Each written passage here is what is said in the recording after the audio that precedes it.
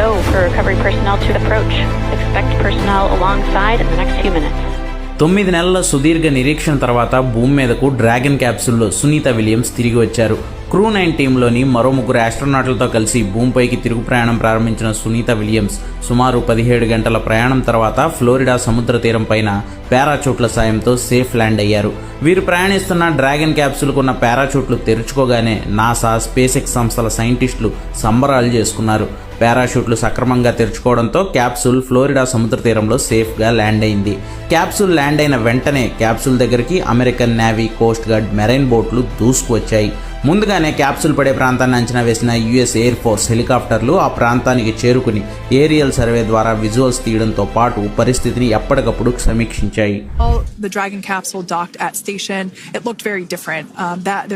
The panel that protects and covers the main parachutes, that was still intact, as well as the panels that enclose where the drogue parachutes are located. We can see those fast Freedom. boats. SpaceX is go for recovery personnel to approach. Expect personnel alongside in the next few minutes. Freedom copies. We can see those fast boats. We weren't kidding when we said they were fast. While it does take about 30 minutes for the main recovery vessel to make its way over to the capsule, these fast boats will be doing a couple of things simultaneously. A couple of them are going to be working to retrieve the parachutes that you see in the background there of this drone shot. Those parachutes will be retrieved from the ocean surface. We want to make sure we are able to pull those out. The recovery vessel there closest to the spacecraft is going to be performing some safety checks. We can see there they're using an instrument that is basically working to detect if there are any hypergolic vapors or fumes that are still residing in and or around the Draco thruster nozzles or outlets. The hypergolic fuel, which is necessary for on-orbit burns to maneuver the spacecraft.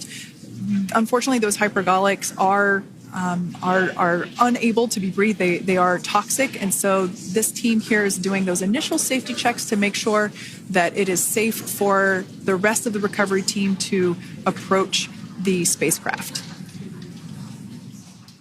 They're also checking to make sure that any residuals... As stable one configuration, that's kind of the ideal configuration following splashdown. It's upright, and the Dragon capsule's in the right configuration for it to be hoisted into the recovery vessel Megan, which you do see a little ways off in your screen approaching. Dragon will continue to remain live on air with you through that recovery process, all the way through the point where the crew is extracted from the Dragon spacecraft. Now, if you are just joining us, the mission has gone smoothly so far. Dragon successfully splashed down off the coast of Tallahassee, Florida at 2:57 p.m. Pacific, 5:57 p.m. Eastern Time this afternoon. Approximately 17 hours prior to splashdown, Dragon autonomously undocked from the International Space Station, completed a series of departure burns, jettisoned its trunk section, and performed its final burn, the deorbit burn. This placed the Dragon spacecraft on a trajectory toward Tallahassee, Florida. Dragon successfully re-entered the Earth's atmosphere, followed by deployment of its parachutes to slow the spacecraft down to a gentle splashdown. We're now going to follow the... Freedom. Hypergol sweeps and unfired ordnance checks are nominal. Rigging is in progress. Approximately 25 minutes until capsule lift. Were complete. They didn't find any of that upon those checks, so we'll continue to move through the timeline. Next up is a process called rigging, which you see happening right now on your screen. This is when a SpaceX recovery personnel actually works to climb aboard the capsule and work through procedures ahead of lifting onto the nest of the recovery vessel Megan. We heard it's going to be about 25 minutes or so until when it returns to Earth. It's just an initial check-in, make sure everybody is doing okay. They will also have another check-in with the flight surgeon once they are on board that recovery vessel that you see there in the background. We can now see that SpaceX recovery team member they're on top of the Dragon spacecraft. They are going to be working to install plugs in the Draco thrusters to ensure that none of those, and to ensure that no more hypergolic fumes or vapors come out from the Safes any pyrotechnics that may still be present on the vehicle and may automatically perform additional minor system reconfigurations.